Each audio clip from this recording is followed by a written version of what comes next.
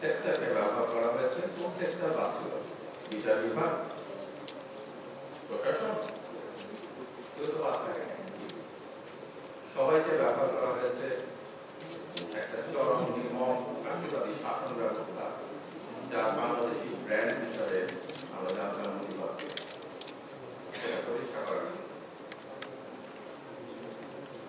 এর বিরুদ্ধে দীর্ঘ 15 বছরের সংগ্রাম হয়েছে। 15.5 বছরের রাজনৈতিক কর্মীদের পাশাপাশি মানবাধিকার কর্মীরা অংশ নিয়েছেন, ছাত্ররা জীবন দিয়েছেন এবং সবশেষে জুলাই 36 দিনের ভিতরে আনার জন্য যে শেষ সংগ্রাম, লাস্ট ফাইট, যেটা আমরা ঢাকায় দেখেছি, চিটাগংয়ে দেখেছি, রাজশাহী, রংপুর, দিনাজপুর, খুলনা, সারা দেশে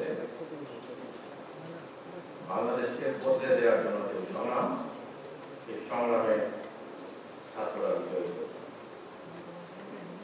আজকে সেই বিজয়ের উপরে দাঁড়িয়ে যে অন্তর্বর্তীকালীন সরকার, তার প্রথম দায়িত্ব ছিল সংস্কার করার জন্য যে কমিশনগুলো গঠন করা এবং সেই সংস্কারের প্রক্রিয়ার মধ্যে দিয়ে সারা দেশকে নিয়ে যে এই অন্যায় অবিচারগুলো হয়েছে তার থেকে দেশকে বের করে নিয়ে আসা, দেশের মানুষকে মুক্তি দেওয়া।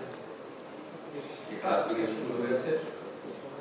এই কাজগুলি করার প্রক্রিয়ার মধ্যে দিয়ে আমরা আশা করি সংস্কারগুলো করলে শুধু আইন শৃঙ্খলা তৈরি করা হবে না, আইন শৃঙ্খলা রক্ষাকারী প্রতিষ্ঠানের সংস্কার দরকার, ব্যাপকভাবে দরকার, ব্যাপকভাবে দরকার, সমস্ত সেক্টরের সংস্কারের দরকার, কারণ সমস্ত সেক্টরের ধ্বংস হয়ে যায়। এখন যে জিনিসটা প্রয়োজন তা হচ্ছে সামনে আগানোর জন্য কি দুষ্টের দমন, শিষ্টের পালন বন্ধ থাকবে তা কখনোই না, কিন্তু সেটাকে সামনে রাখতে হবে। যে জিনিসটা সেটা হচ্ছে ন্যায় ভিত্তিক কাজ,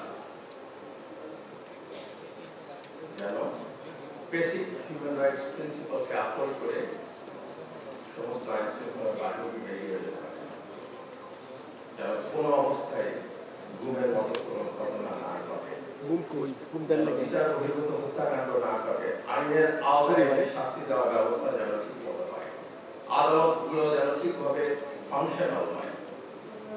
কারণ পুলিশ, আইন শৃঙ্খলা রক্ষাকারী বাহিনী এখনো পর্যন্ত থিওরিটিক্যালি, কিন্তু যেটা হওয়ার কথা সেটা জনগণের বন্ধু, জনগণের পাশে থাকা। এটি যে কোনো গণতান্ত্রিক রাষ্ট্রের কাজ, এটাই আমরা চেষ্টা করছি।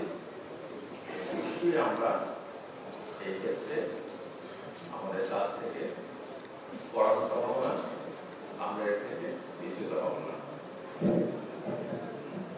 আমরা আশা করি আজকে এই কর্মশালার মধ্যে দিয়ে আপনারা যারা এসেছেন, যারা এই প্রক্রিয়াতে মানবাধিকার রক্ষা করে কিভাবে কাজ করা যায় তার সঙ্গে যুক্ত হয়েছেন, তারা বাংলাদেশকে একটা অগ্রবর্তী জায়গায় নিয়ে যাবেন, যেখানে মানবাধিকার রক্ষা করেও পুলিশিং সম্ভব এবং মানবাধিকার রক্ষা করার জন্য আদালতগুলো ভূমিকা পালন করে, বারে বারে রিমান্ডে পাঠিয়ে রক্তাক্ত ব্যক্তিটাকে আবার রিমান্ডে পাঠিয়ে আবার অত্যাচারের দিকে ছেড়ে দেয় না, কোন রকম সাক্ষী ছাড়া বিচার করে রাত্রেবেলা কোর্ট বসিয়ে যে আদালত শাস্তি দেয় না, যে আদালত রাজনৈতিক প্রতিপক্ষকে দমনের জন্য, মানবাধিকার কর্মীদের দমনের জন্য